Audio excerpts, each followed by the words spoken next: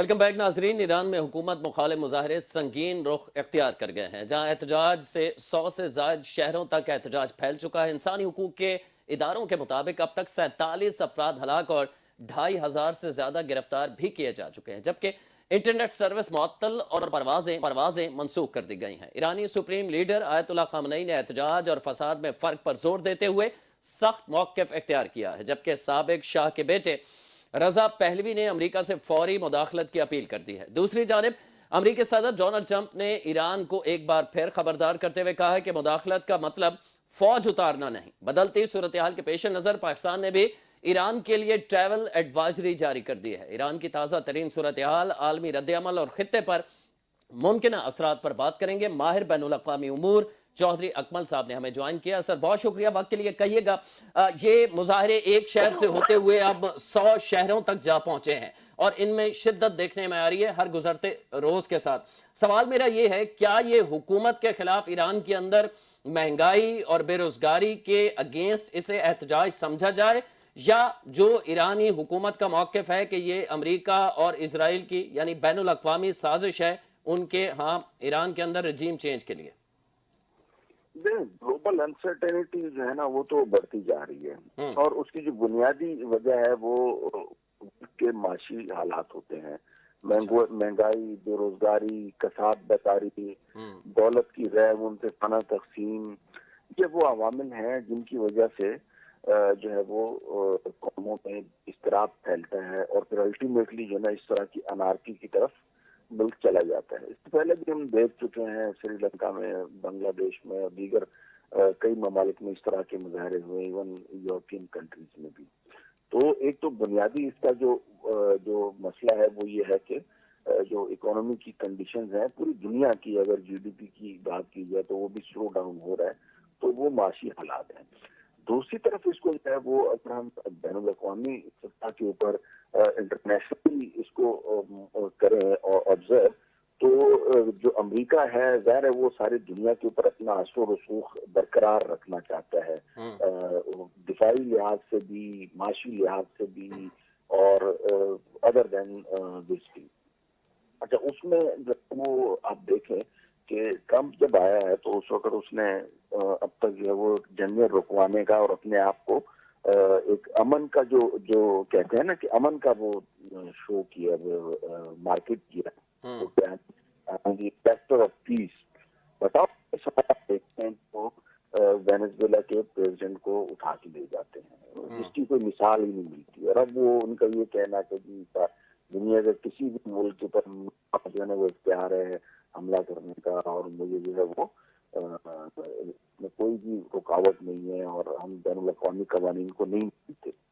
تو اب یہ بالکل کھلا ورلڈ آرڈر کو چیلنج ہے. اب اس میں جو ہم نے دیکھنا ہے رد عمل وہ تو رشیا کا اور چائنا کا دیکھنا ہے، اور باقی برکس ممالک اس کے اوپر کس طریقے کا رول پلے کرتے ہیں.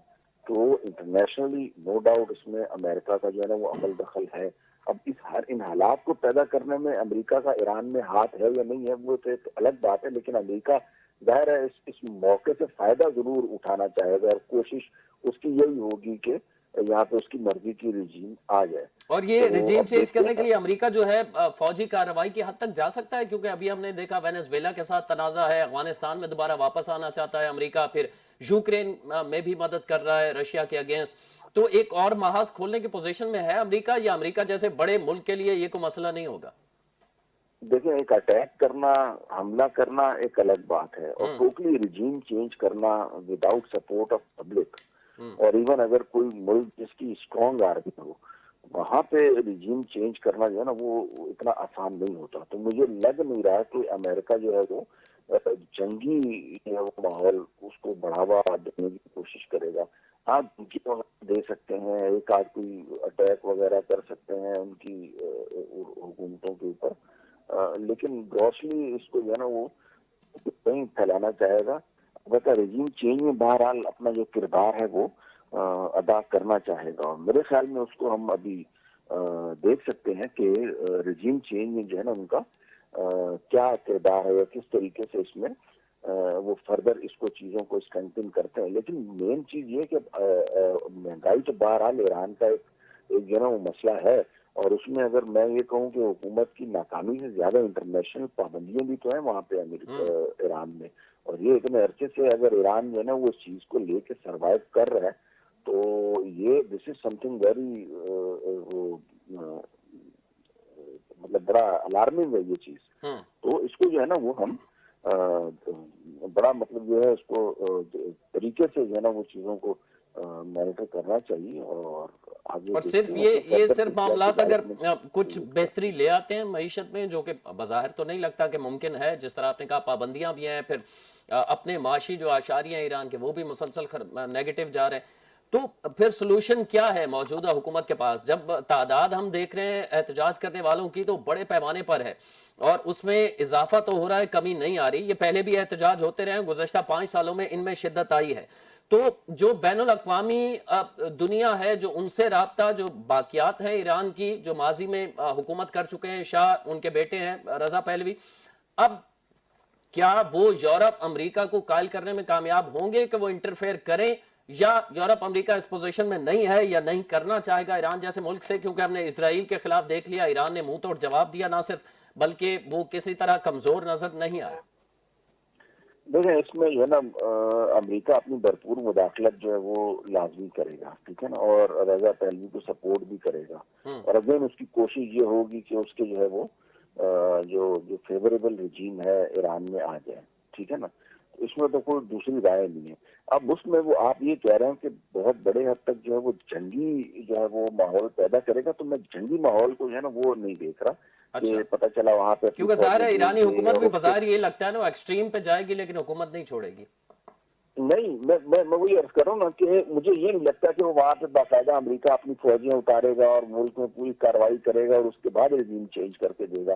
تو اس طریقے سے تو ناممکنات میں سے لگتا ہے. البتہ چھوٹا موٹا جو حملہ جسے ہم کہہ سکتے ہیں، یا جیسے وہ پہلوی صاحب کی جو ہے وہ انہوں نے کرنی ہے سپورٹ، اور اس کو کرتے ہوئے مطلب ڈپلومیٹیکلی جو ہے وہ چیزوں کو اپنے فیور میں کنورٹ کرے، وہاں کے عوام کو جو ہے نا وہ یہ مظاہروں کو وہ اپنے حق میں جو ہے نا وہ تبدیل کروانے کی کوشش کریں گے. اور ڈائریکٹلی ظاہر ہے اس میں امریکہ فرنٹ پہ تو نہیں آئے گا. یہ اسی طرح کے جو پہلوی ٹائپ کے جو لوگ ہیں وہ ظاہر ہے پھر اس کو سپورٹ کریں گے، ان کو امریکہ سپورٹ کرے گا، اور اس کے بعد کوشش کی جا سکتی ہے کہ رجیم چینج کی جائے.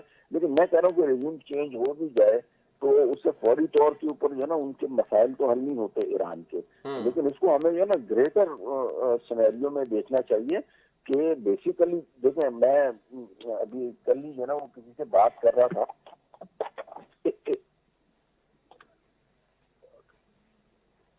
جی چودھری اکمل صاحب سن پا رہے ہیں مجھے؟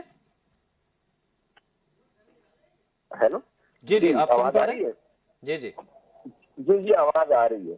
تو اس کو ہے نا ہمیں گریٹر سینیریو میں بیسیکلی دیکھنا چاہیے، گریٹر سینیریو میں کہ جو ہے نا یہ چیزیں کس طرف جائیں گی. مجھے تو یہ لگ رہا ہے کہ جی امریکہ کا جو اصل جو ایجنڈا ہے نا وہ ہے آئل کے ریزروز کے اوپر قابو پانا. اچھا، آئل کے ریزروز کے اوپر وہ قابو کیوں پانا چاہ رہے ہیں؟ تو اس کی بنیادی وجہ یہ ہے کہ جب آئل کے ریزروز اس کے کنٹرول میں ہوں گے تو آئل کی جو ٹریڈ ہے، جو تجارت ہے، وہ پھر ڈالرز میں ہوگی. اور ڈالر ویسے بھی انسرٹین ہے، اس کی جو ہے نا وہ قدر کرنسیوں کے مقابلے میں بھی اور گولڈ کے مقابلے میں بھی بہت جو ہے وہ نیچے جا رہی ہے. اچھا، اور اس ڈالر کو کنٹرول کرنا امریکہ کی بقا کا سوال ہے. کیونکہ میرا اکانومی سے بھی تعلق ہے تو میں مطلب اس چیز کو بہت اچھے طریقے سے سمجھ سکتا ہوں کہ بٹ ایکچولی اٹ از کہ کس طریقے سے جو ہے نا وہ اپنی کرنسی کو ڈومینیٹ کروانا چاہ رہے ہیں. تو اس کے لیے ضروری نہیں ہے کہ امریکہ کو تیل سارا خود استعمال کرنا ہو، لیکن وہ کنٹرول بیسیکلی ان تیل کے ذخائر والے ممالک کے اوپر اس لیے کرنا چاہ رہا ہے کہ اس کی جو تجارت ہے وہ ڈالر میں ہی ہو. کوئی اور کرنسی جیسے یورو اسٹرانگ ہوتی جا رہی ہے، یا برکس کی سننے میں آ رہا ہے، یا رشیا اور چائنا ایران کے ساتھ بارٹر میں ٹریڈ کرتے ہیں. مطلب یہ لوگ ایک تو ان سے بلیک میں بھی آئل خریدتے ہیں ایران سے، یہ لوگ دونوں ممالک، چائنا بھی اور رشیا بھی. ٹھیک ہے، ہمارا وقت تقریباً مکمل ہو چکا ہے. میں آخر میں آپ سے جاننا چاہوں گا، 2 منٹ تقریباً ہمارے پاس ہے، میں چاہوں گا کہ اس میں دیگر اسلامی ممالک کا کردار کیا ہو سکتا ہے ایران میں امن و امان کے لیے بھی، اور کہ کوئی دوسرا ملک انٹرفیئر نہ کرے، امریکہ یا اسرائیل، جو ماضی میں اسرائیل نے جس طرح کیا. اس میں سعودی عرب ہے، ترکی ہے، دیگر مڈل ایسٹ کی اہم کنٹریز ہیں. اس کے علاوہ پاکستان کا ذکر جو ہے وہ ظاہر ہے نہیں ہم بھول سکتے. اس کی وجہ یہ ہے کہ خطے میں اس وقت سب سے سٹرونگ कंट्री आलमी सतह पर दुनिया मान रही है, तो पाकिस्तान का इसमें किरदार क्या होना चाहिए, आप समझते हैं? देखिए, पाकिस्तान का इसमें बहुत ही मस्बत किरदार है। फिलहाल तो इंटरनल मामलात में ईरान के पाकिस्तान मुदाखलत नहीं कर रहा और करनी भी नहीं चाहिए।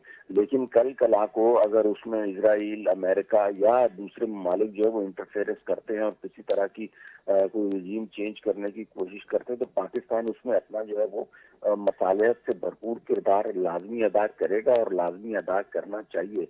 और उसमें जो है वो फील्ड मार्शल आसिम मुनीर साहब का किरदार वो बड़ा अहम होगा। और जिस तरीके से अभी तक वो सऊदीया, यूएई या दीगर ममालिक के साथ अपने ताल्लुकात को खास तौर पर दिफाई मामलात में लेकर चले हैं, तो मुझे लग रहा है कि आने वाले वक्तों में वो एक लीडिंग रोल प्ले कर रहे होंगे और पाकिस्तान जो है ना इसमें एक मरकजी किरदार अदा कर रहा होगा।